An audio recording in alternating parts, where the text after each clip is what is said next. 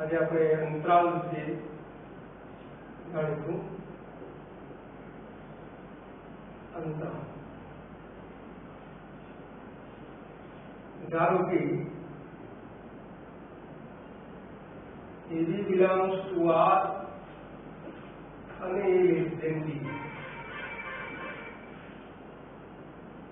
એમાં પ્રથમ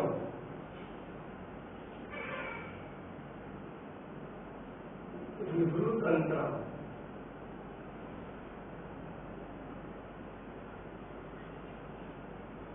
x such that x belongs to R, A less than x less than B.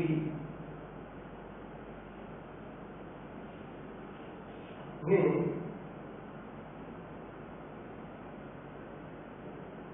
વિવૃત અંતરાલ કહે છે.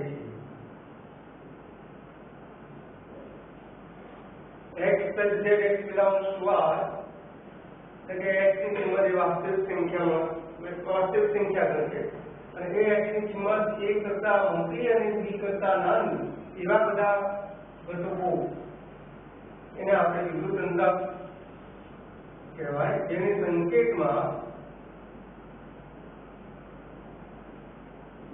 a less than x less than b એટલે સંકેતમાં AB વડે દર્શાવાય. વિવૃત અંતરાલ એટલે નાનો count.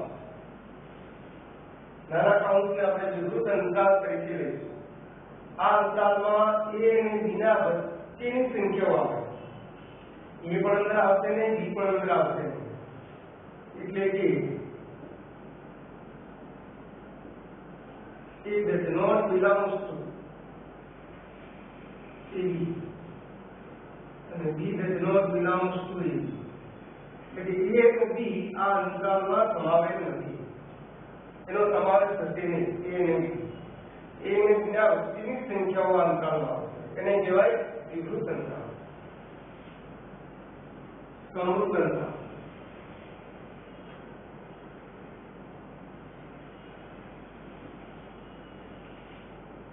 x such that x belongs to R, A less than or equal to x less than or equal to B. અને આપણે સમરૂપ અંતરાલની આ વ્યાખ્યા છે કે x ની કિંમત a અને a કરતા મોટી, b અને b કરતા નાની ને સમરૂપ અંતરાલ તેને સંકેતમાં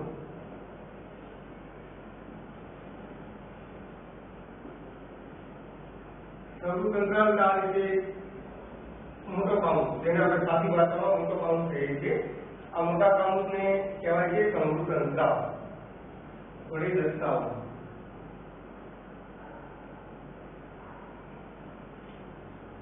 સમરૂપ અંતરાલની છેડા ઉપરની બંને સંખ્યાઓ અંદર સમાવેશ થઈ જાય અને એના વચ્ચેની પણ થાય, એટલે કે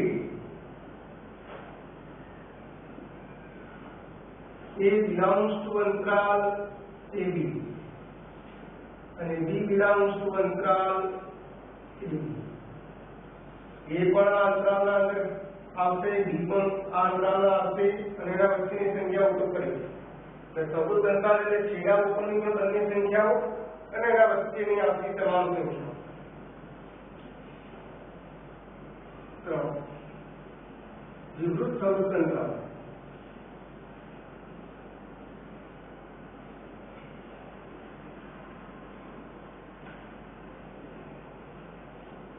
x such that x belongs to R. શબ્દ પહેલા છે વિવૃત અને પછી છે સમરૂપ. એ વિવૃત એટલે ફક્ત લેસ ધેન આવે, ઓર ઇક્વલ ટુ આવશે નહીં. એટલે a less than x અને પછી શબ્દ છે સમરૂપ. સમરૂપના અંદર ઇક્વલ ટુ આવશે એટલે a less than x less than or equal to b.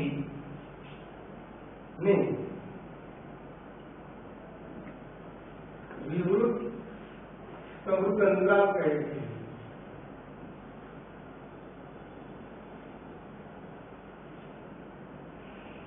સંકેતમાં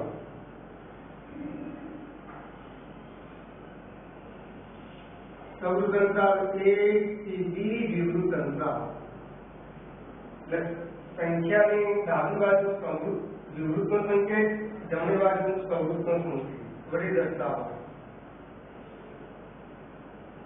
આ અંતરાલનો એ અર્થ થયો કે એ અંદર નથી આવતો, બી અંદર આવે છે, એટલે એનો સમાવેશ થતો નથી, બીનો સમાવેશ થાય છે. એટલે કે it does not belongs to અંતરાલ સંવૃત્તિ વિવૃત AB અને B belongs to અંતરાલ સંવૃત A થી વિવૃત B,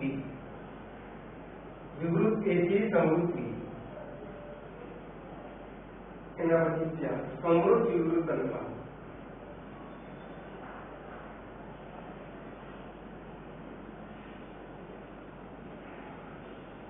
એની વ્યાખ્યા આવશે x z x belongs to R. હવે તમે જાતે પણ વિચારી શકો છો કે પહેલો શબ્દ સંવૃત છે, પછી શબ્દ વિવૃત છે, એટલે A less than or equal to x less than B. નહીં, સંવૃત વિવૃત અંતરાલ કહે છે.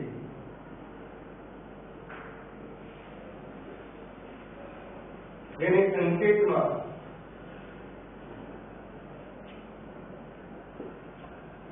પહેલો શબ્દ સંવૃત છે એટલે મોટો કાઉન્સ આવશે A થી B, નાનો કાઉન્સ, એટલે સંવૃત થી વિવૃત વડે દર્શાવો.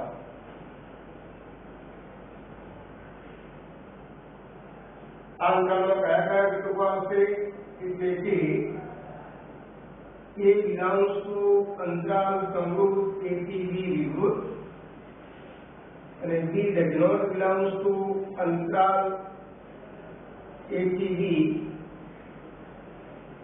સંવૃત થી વિવૃત. A ઘટક આ અંતરાલમાં સમાયેલો છે, B ઘટક આ અંતરાલમાં સમાયેલો નથી. તો આ તે અંતરાલની સમજ. સૌથી પહેલા જાણો કે A belongs to R, A અને B એ વાસ્તવિક સંખ્યાઓ છે અને A less than B આ અંતરાલની ડેફિનેશન છે. વિવૃત અંતરાલ કોને કહેવાય? કે A અને B વચ્ચેની આવતી બધી સંખ્યાઓ A અને B અંદર આવશે નહીં, એને કહેવાય વિવૃત અંતરાલ. સંવૃત અંતરાલ એટલે છેડા ઉપરની બંને સંખ્યાઓ અંદર આવી જાય અને એના વચ્ચેની પણ સંખ્યાઓ આવી જાય. એટલે આ રીતે ચોરસ બોક્સ વડે દર્શાવાય છે, એને કહેવાય સંવૃત અંતરાલ.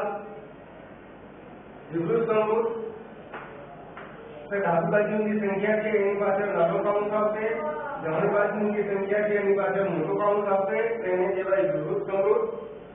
આ વિવૃત સંવૃતમાં ડાબી બાજુની સંખ્યાનો સમાવેશ થશે નહીં, જમણી બાજુની જે સંખ્યા છે એ અંદર અંતરાલનો સમાવેશ થશે. સંવૃત વિવૃત આ અંતરાલની ડાબી બાજુની જે સંખ્યા છે એ અંદર આવશે, જમણી બાજુની જે સંખ્યા છે અંદર આવશે નહીં, એના વચ્ચેની તો કરી એને કહેવાય છે સંવૃત વિવૃત અંતરાલ.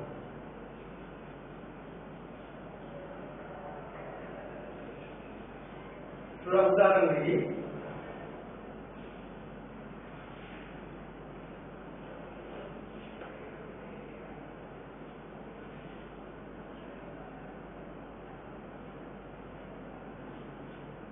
अंतराल स्वरूपे दर्शाओ.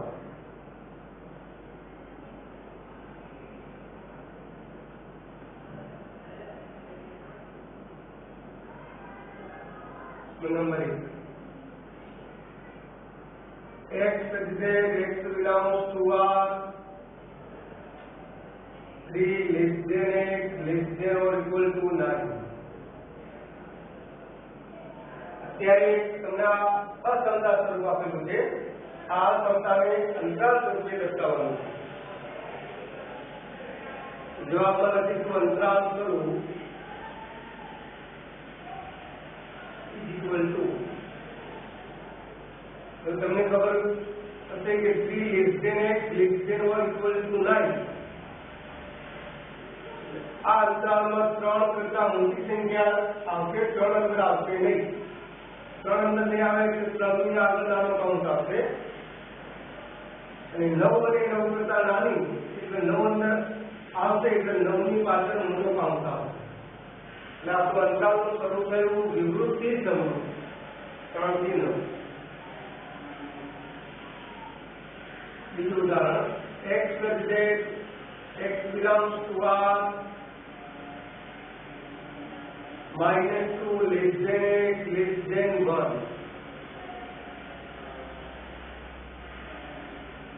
તમે જોઈ શકો છો કે આ સંખ્યામાં ક્યાંય ઇક્વાલિટી આવતી નથી, ફક્ત લેસ ધેન ની નિશાની છે.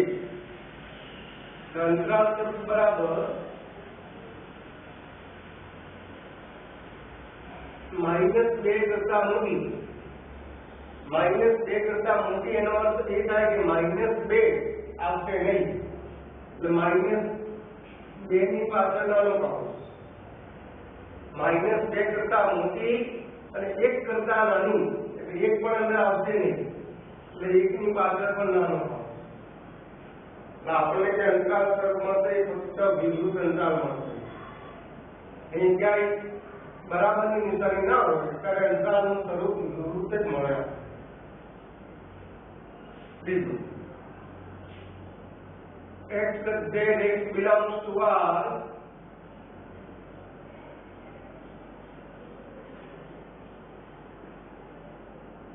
two less than or equal to x less than or equal to 5.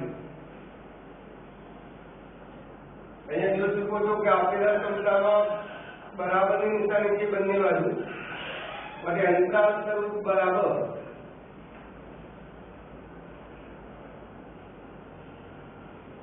આ સમીકરણ થાય x ની કિંમત 2 ને 2 કરતા મોટી એટલે 2 અંદર આવશે, એટલે 2 ની પાછળ મોટો કાઉન્ટ, 5 અને 5 કરતા નાનું એનો અર્થ થાય 5 પણ અંદર આવશે એટલે 5 ની પાછળ પણ મોટો count.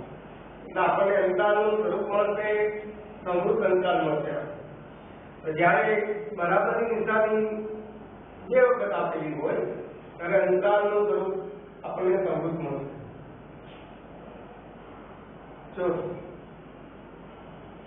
x plus z x belongs to R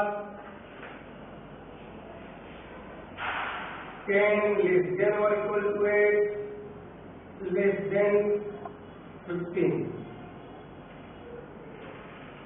આ સંખ્યામાં x ની કિંમત 10 અને 10 કરતા મોટી એટલે 10 નો સમાવેશ થશે, 15 કરતા નાની એટલે 15 નો સમાવેશ થશે નહીં. અંતરાલ સ્વરૂપ ઇક્વલ 10 નો સમાવેશ થાય છે એટલે 10 ની પાછળ મોટો કાઉન્ટ આવશે, 15 નો સમાવેશ થતો નથી એટલે 15 ની પાછળ નાનો કાઉન્ટ આવશે. અંતરાલનું સ્વરૂપ આવશે સમૃદ્ધ થી વિવૃત 10 થી 15.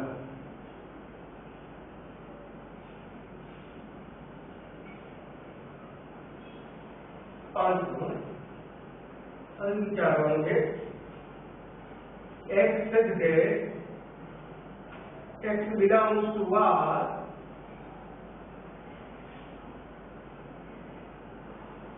5 less than x. આને આપણે અંતરાલ સ્વરૂપમાં લખવાનું છે. અહીંયા જો આ અંતરાલ સ્વરૂપમાં અસમતામાં 2 ચિહ્ન આવે છે, ડાબી બાજુ સંખ્યા છે, જમણી બાજુ સંખ્યા છે, વચ્ચે x છે. અહીંયા ફક્ત 5 less than x આપેલું છે, તો અંતરાલનું સ્વરૂપ બરાબર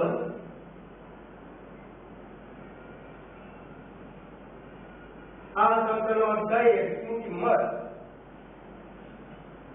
5 કરતા મોટી, તો x ની કિંમત 5 કરતા મોટી એટલે સંખ્યા રેખા ઊંચા ગઈ. આ 5 અહીંયા છે, x ની કિંમત 5 કરતા મોટી અંદર 5 આવશે નહીં એટલે આપણે 5 ની ઉપર વર્તુળ દોરીશું. એના કરતા મોટી આ 0 છે એટલે મોટી સંખ્યાઓ જમણી બાજુ આવે તો આ બાજુનો ભાગ આવશે. એ મોટી કરી પણ ક્યાં સુધી એ નક્કી કરી શકાતી નથી એટલે ઇન્ફિનિટી લખાય. તો તો આનું અંતરાલ સ્વરૂપ લખાશે 5 અંદર આવતી નથી, 5 થી મોટી, તો 5 સંખ્યા અંદર આવતી હોય તો 5 ની પાછળ નાનો કાઉન્ટ અને મોટી એટલે ઇન્ફિનિટી, તો 5 થી ઇન્ફિનિટી. તમે જાણો છો કે ઇન્ફિનિટી અનંત છે એટલે પાછળ નાનો કાઉન્ટ આવશે. તો આ અસંતરે લખાય 5 લેસ ધેન x નો અર્થ થાય 5 થી મોટી બધી સંખ્યાઓ એટલે 5 થી infinity. x such that x belongs to R, 4 greater than x.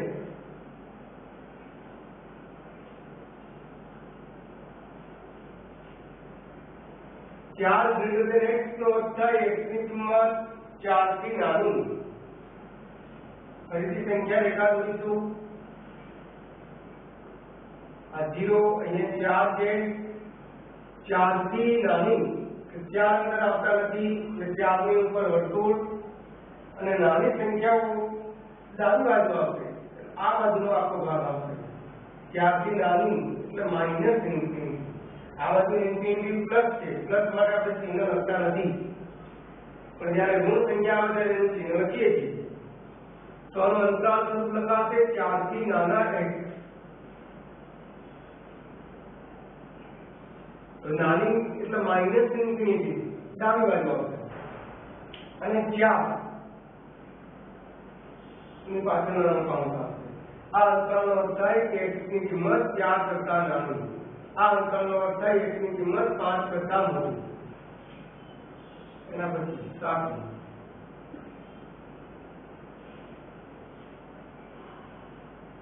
x from x belongs to R, x less than or equal to 1, equal to R. x less than or equal to 1 નો અર્થ થાય x ની કિંમત 1 અને 1 કરતા નાની, એટલે અંદર 1 આવશે. એટલે અંતરાલનું સ્વરૂપ બરાબર x ની કિંમત 1 અને 1 કરતા નાની, નાની સંખ્યાઓ એટલે ડાબી બાજુ માઇનસ ઇન્ફિનિટી લેવાનું અને જો મોટી હોય તો જમણી બાજુ પ્લસ ઇન્ફિનિટી લેવાનું. તો x ની કિંમત 1 અને 1 કરતા નાની એટલે માઇનસ ઇન્ફિનિટી થી 1 or equal to 3 એટલે 1 નો અંદર સમાવેશ થાય છે. એનો અંતરાલ સ્વરૂપ આવશે માઇનસ ઇન્ફિનિટી થી 1, અંતરાલ વિવૃત થી સમૂહ.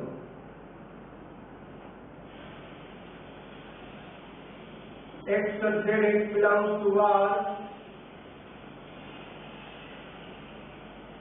x greater than or equal to 1. આ અસંખ્યાનો અર્થ થાય x ની કિંમત 1 અને 1 કરતા મોટી. અંતરાલ સ્વરૂપ બરાબર x ની કિંમત 1 અને 1 કરતા મોટી એટલે 1 નો અંદર સમાવેશ થશે એટલે 1 ની પાછળ મોટો કાઉન્ટ અને એના કરતા મોટી એટલે પ્લસ ઇન્ફિનિટી.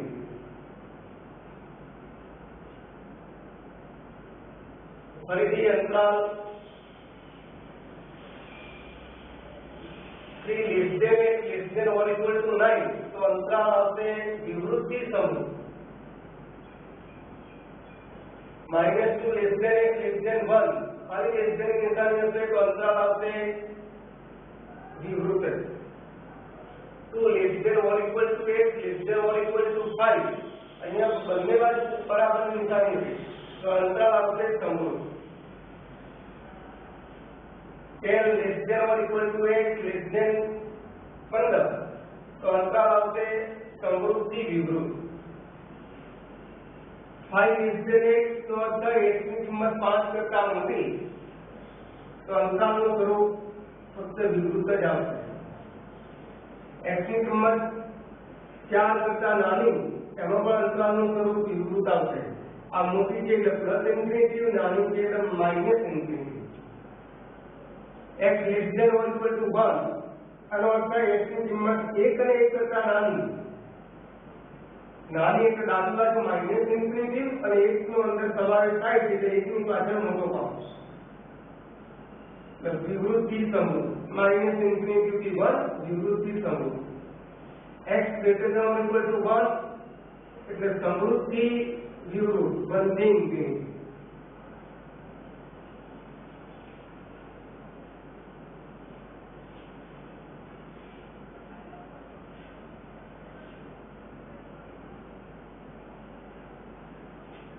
નવો મુદ્દો ઘાત ગણ.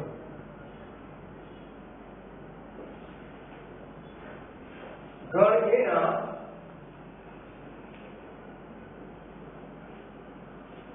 તમામ ઉપગણોના ગણને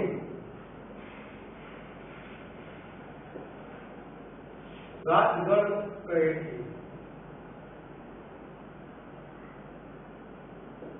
ગણ એના તમામ ઉપગણોના ગણને ઘાત ગણ કહે છે, જેને સંકેતમાં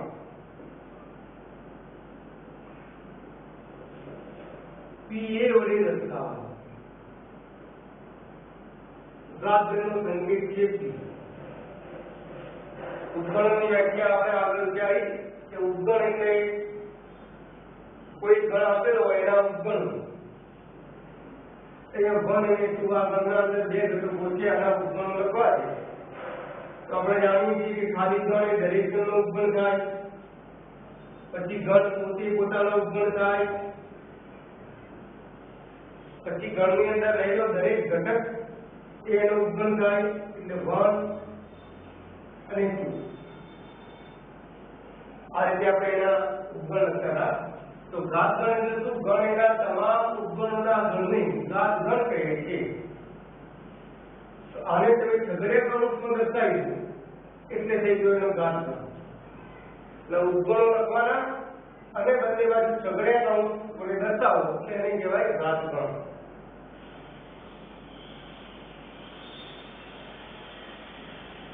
એનું ઉદાહરણ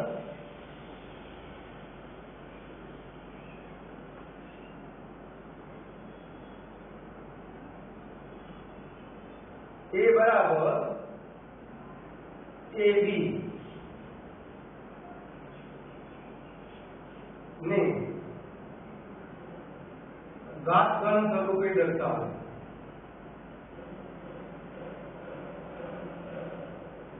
જોઈ શકો છો ગણ એના અંદર બે ઘટકો આપેલા છે ને ઘાત ગણ સ્વરૂપે દર્શાવવાનું છે. ઘાત ગણ સ્વરૂપ અથવા ઘાત ગણ બરાબર. તો સૌથી પહેલા આ જે ગણ છે એના ઉપગણો લખીશું.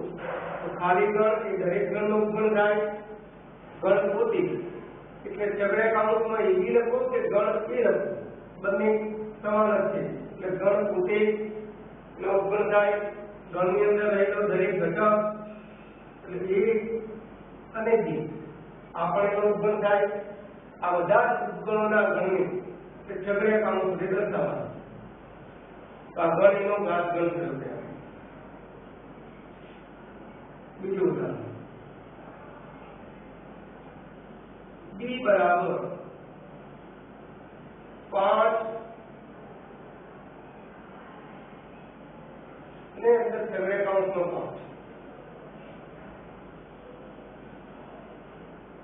ને ઘાત ગણ સ્વરૂપે દર્શાવો.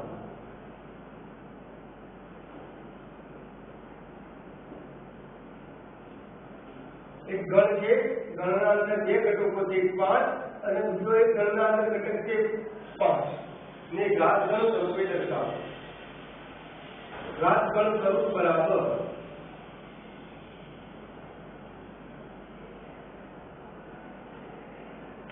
આ ગણના અંદર ટોટલ ઘટકોની સંખ્યા 2 છે.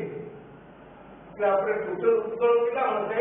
તો ઉપગણોની સંખ્યા શોધવાનું સૂત્ર છે 2 ની ઘાત. આ ગણના અંદર રહેલા ઘટકોની સંખ્યા 2 છે. 2 બરાબર 2 લેતા 2 નો વર્ગ ઇક્વલ ટુ 4. આપણને 4 ઉપગણ મળશે. કયા કયા? તો સૌથી પહેલા ખાલી ગણ એ દરેક ગણનો ઉપગણ થાય. આ આખા ગણને આપણે વડે પણ દર્શાવી શકીએ એટલે b પણ એનો ઉપગણ થાય. પછી ગણની અંદર રહેલા ઘટકો એટલે તો 5 આ 5 પણ એનો ઉપગણ થાય. આ 5 પણ એનો ઉપગણ થાય એટલે અહીંયા 2 વખત છગડીયો કૌંસ આવશે. આ છગડીયો કૌંસ તો એનો જે આપ્યો છે પણ એને ફરીથી આપણે ગણ તરીકે દર્શાવવો છે છગડીયો. આ બધાને છગડીયા કૌંસમાં દર્શાવો. આ ગણનો ઘાત ગણ સ્વરૂપ થયું છે.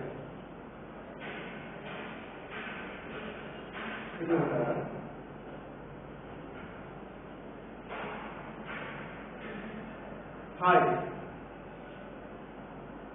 ને ઘાત ગણ સ્વરૂપે દર્શાવો.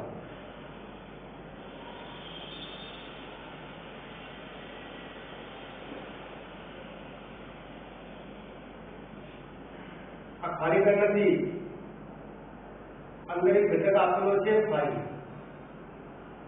ફક્ત આ રીતે નિશાની કરું તો એ ખાલી ગણની નિશાની કહેવાય. આ ખાલી ગણની નિશાની છે, અથવા તો આ નિશાની કરું તો એ ખાલી ગણની નિશાની કહેવાય. પણ એ તો છગડેખાની અંદર ખાલી ગણની નિશાની છે એટલે આ ગણનો એક સભ્ય થઈ ગયો, એક ઘટક કહેવાશે. આના ઉપગણ શોધીને પછી એને ઘાત ગણ સ્વરૂપે દર્શાવીએ. ઘાત ગણ સ્વરૂપ ઇક્વલ તો ખાલી ગણ એ દરેક ગણનો ઉપગણ થાય અને આ ઘટક પણ એનો ઉપગણ થાય. એને છગડેખામાં દર્શાવો તો આપણે ટોટલ ઉપગણોની સંખ્યા 2 મળશે. અત્યારે આ ગણના અંદર રહેલા ઘટકની સંખ્યા 1 કહેવાય તો ઉપગણોના સંખ્યા શોધવાનું સૂત્ર છે કુલ 1 ઘાત બરાબર 2. એટલે ટોટલ 2 ઉપગણો મળશે આપણને, એક ખાલી ગણ અને એક છગડીયા કૌંસની અંદર ખાલી ગણ.